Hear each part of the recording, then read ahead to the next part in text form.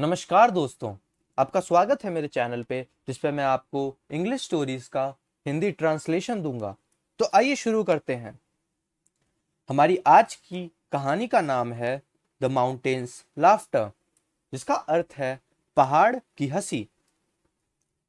Once upon a time there lived a rich farmer.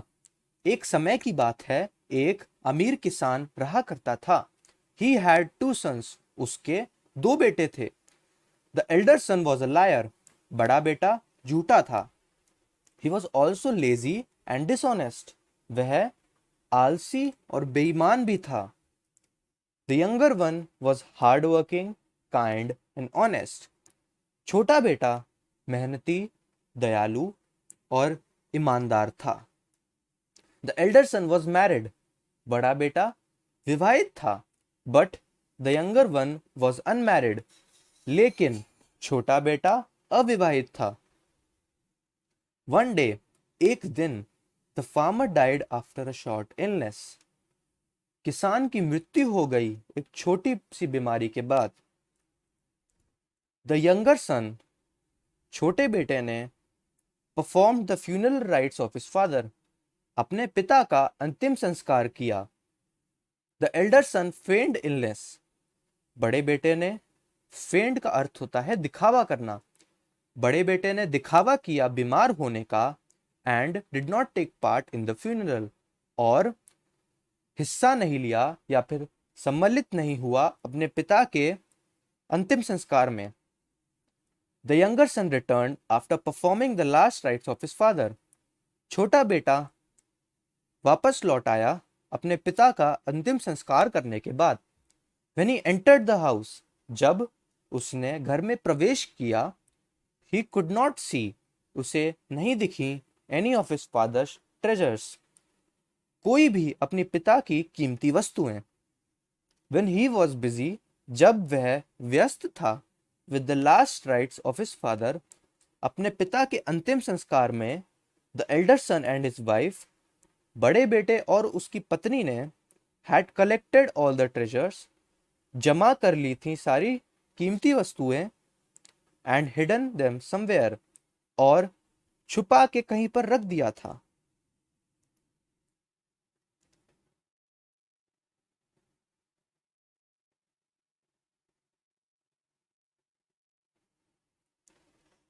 The younger son asked his elder brother, छोटे बेटे ने पूछा अपने बड़े भाई से, where are our father's valuables, कहाँ हैं हमारी पिता की कीमती वस्तुएं। द एल्डर ब्रदर रिप्लाइड, बड़े भाई ने जवाब दिया, our father has saved nothing, हमारे पिता ने कुछ नहीं बचाया है, एक्सेप्ट दिस स्मॉल हाउस, सिवाय इस छोटे से घर के। And I have a wife and two children, और मेरे पास एक पत्नी और दो बच्चे हैं। While you are not married, जबकि तुम विवाहित नहीं हो। देयरफॉर, इस कारणवश, only I have the right to own this house, सिर्फ मेरे पास अधिकार है इस घर का। The younger brother did not argue, छोटे भाई ने बहस नहीं की। He left the house quietly, वह घर छोड़कर चुपचाप चला गया। He walked for a whole day, वह पूरे एक दिन तक चलता रहा। Until he reached the foot of a mountain, जब तक वह पहाड़ की तलहटी तक नहीं पहुंचा।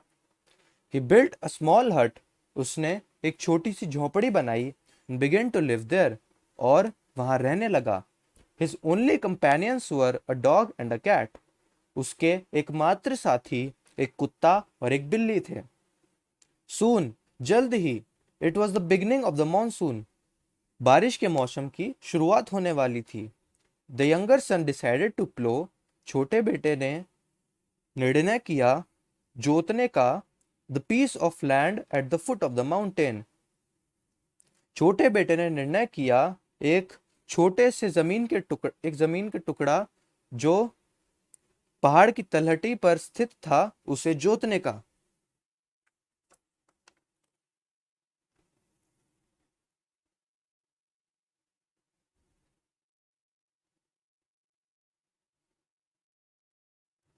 He did not have a pair of bullocks with him, उसके पास पेयर ऑफ बुलेक्स, जिसका अर्थ होता है बैलों का एक जोड़ा, उसके पास बैलों का एक जोड़ा नहीं था।